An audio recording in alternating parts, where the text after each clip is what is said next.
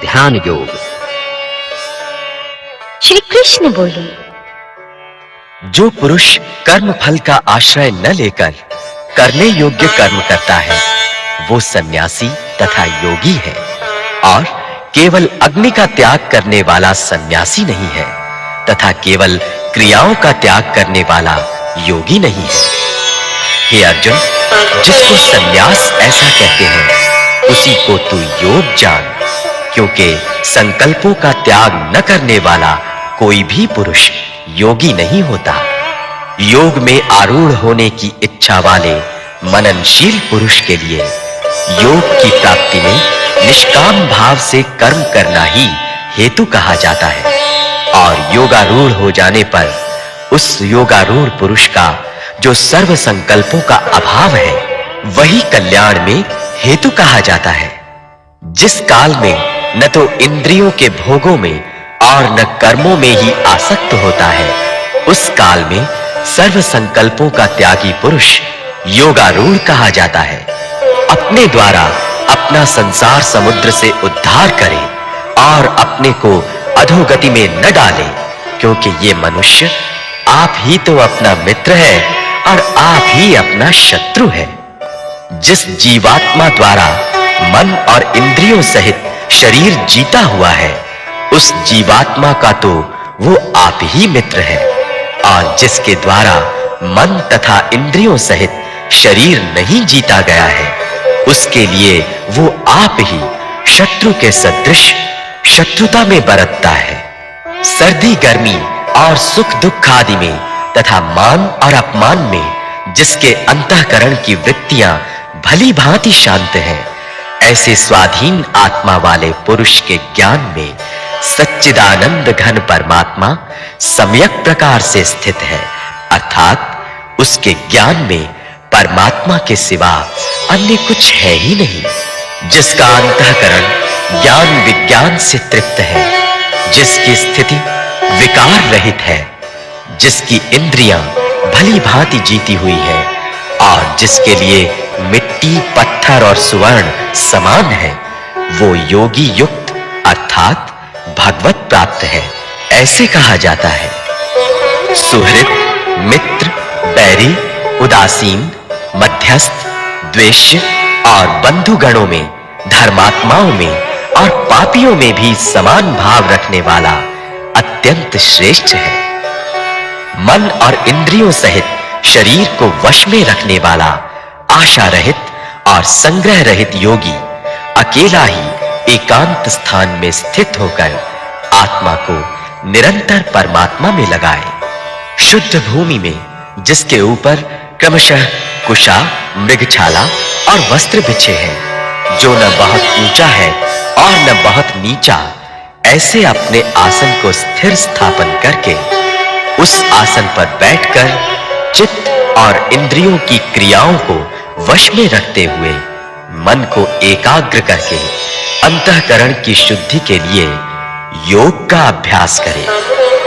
काया, सिर और गले को समान एवं अचल धारण करके और स्थिर होकर अपनी नासिका के अग्रभाग पर दृष्टि जमाकर अन्य दिशाओं को न देखता हुआ ब्रह्मचारी के व्रत में स्थित भय रहित तथा भली भांति शांत अंतःकरण वाला सावधान योगी मन को रोककर मुझ में चित्त वाला और मेरे परायण होकर स्थित होए। वश में किए हुए मन वाला योगी इस प्रकार आत्मा को निरंतर मुझ परमेश्वर के स्वरूप में लगाता हुआ मुझ में रहने वाली परमानंद की पराकाष्ठा रूप शांति को प्राप्त होता है। हे अर्जुन, ये योग न तो बहुत खाने वाले का, न बिल्कुल न खाने वाले का, न बहुत शयन करने के स्वभाव वाले का और न सदा जागने वाले का ही सिद्ध होता है।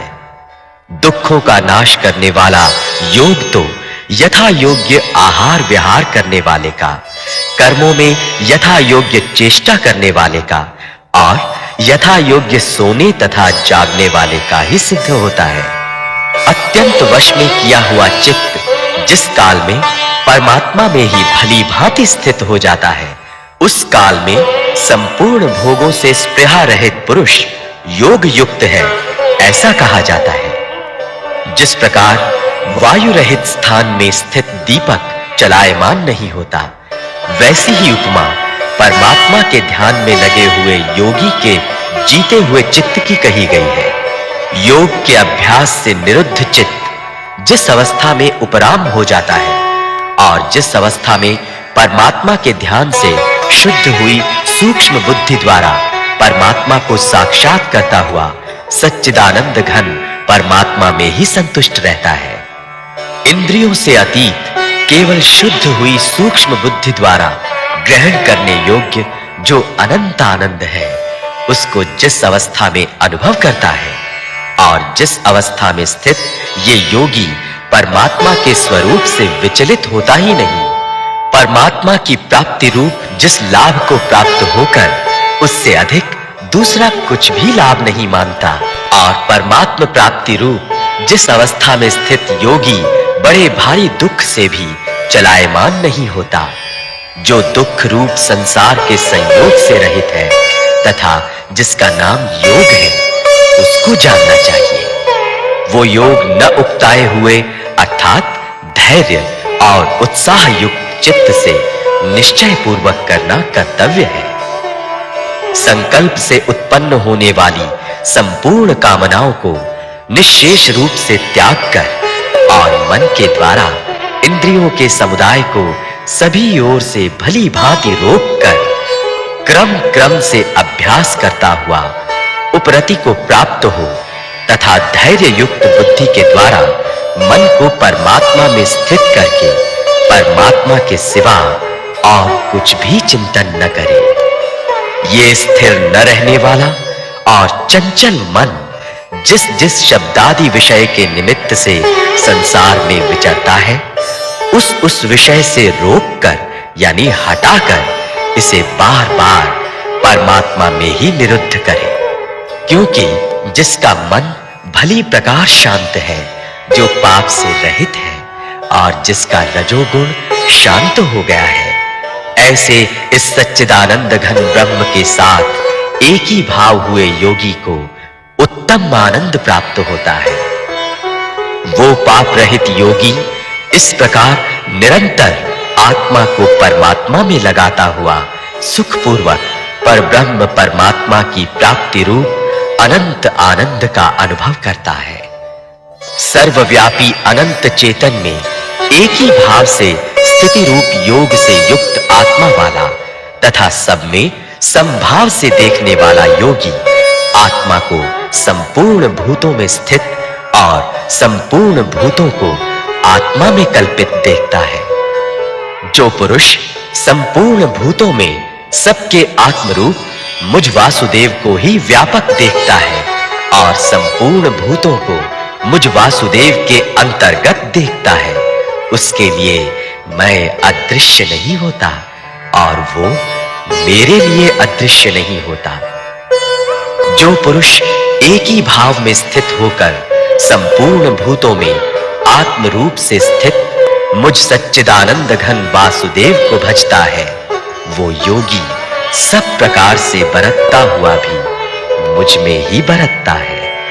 हे अर्जुन, जो योगी अपनी भांति संपूर्ण भूतों में सम देखता है और सुख अथवा दुख को भी सब में सम देखता है, वो योगी परम श्रेष्ठ माना गया है।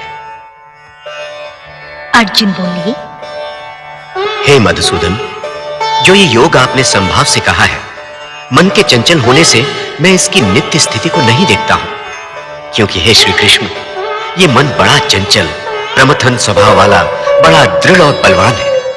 इसलिए उसका वश में करना मैं वायु को रोकने की भांति अत्यंत दुष्कर मानता हूं।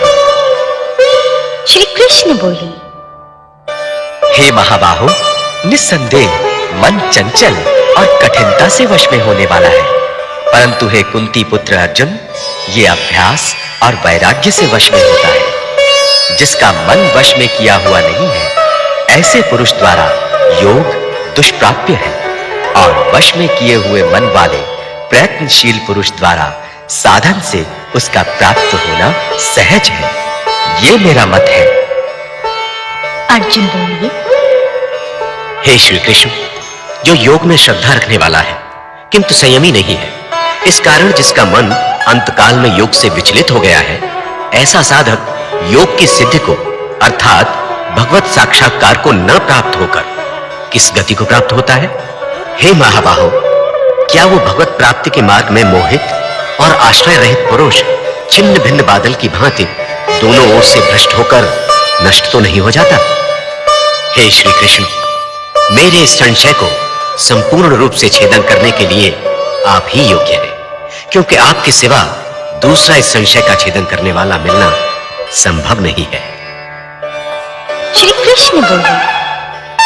हे पार्थ, उस पुरुष का न तो इस लोक में नाश होता है और न परलोक में ही, क्योंकि हे प्यारे, आत्मोद्धार के लिए अर्थात भगवत प्राप्ति के लिए कर्म करने वाला कोई भी मनुष्य दुर्गति को प्राप्त नहीं होता। योग भ्रष्ट पुरुष पुण्यमानों के लोकों को अर्थात स्वर्ग आदि उत्तम लोकों को प्राप्त होकर उनमें बहुत वर्षों तक निवास करके फिर शुद्ध आचरण वाले श्रीमान पुरुषों के घर में जन्म लेता है, अथवा वैराग्यवान पुरुष उन लोकों में न जाकर ज्ञानवान योगियों के ही कुल में जन्म लेता है। परंतु इस प्रकार का जो ये जन्म है सो संसार में निस्संदेह अत्यंत दुर्लभ है। वहां उस पहले शरीर में संग्रह किए हुए बुद्धि संयोग को अर्थात समबुद्धि रूप योग के संस्कारों को अनायास ही प्राप्त हो जाता है और हे कुरुनंदन, उसके प्रभाव से वो फिर परमात्मा की प्राप्ति रूप सिद्धि के लिए पहले से भी बढ़कर प्रयत्न करता है। वो श्रीमानों के घर में जन्म लेने वाला योग भ्रष्ट पराधीन हुआ भी उस पहले के अभ्यास से ही निस्संदेह भगवान की ओर आकर्षित किया जाता है तथा समबुद्धि रूप योग का जिज्ञासु भी वेद में कहे हुए सकाम कर्मों के फल को उल्लंघन कर जाता है। परंतु प्रयत्न पूर्वक अभ्यास करने वाला योगी तो पिछले अनेक जन्मों के संस्कार बल से इसी जन्म में संसिद्ध होकर संपूर्ण पापों से रहित हो फिर तत्काल ही परम गति को प्राप्त हो जाता है। योगी तपस्वियों से श्रेष्ठ है, शास्त्र ज्ञानियों से भी श्रेष्ठ माना गया है और सकाम कर्म करने वालों से भी योगी श्रेष्ठ है। इससे हे अर्जुन, तू योगी हो। संपूर्ण योगियों में भी जो श्रद्धावान योगी मुझ में लगे हुए अंतरात्मा से मुझको निरंतर भजता है, वो योगी मुझे परम श्रेष्ठ मान्य है। जैसे शरीर को स्वस्थ रखने के लिए अच्छी खुराक और एक्सरसाइज की आवश्यकता होती है, वैसे ही मन को स्वस्थ रखने के लिए भी अच्छी मानसिक खुराकों की आवश्यकता होती है। और भगवत गीता इस मामले में बेजोड़ है। इसलिए मैं सबसे कहूंगा, रोज सुबह 10-20 मिनट आंख बंद करके शांति से गीता सुने। आपका दिन और आपका जीवन सब कुछ बदल जाए।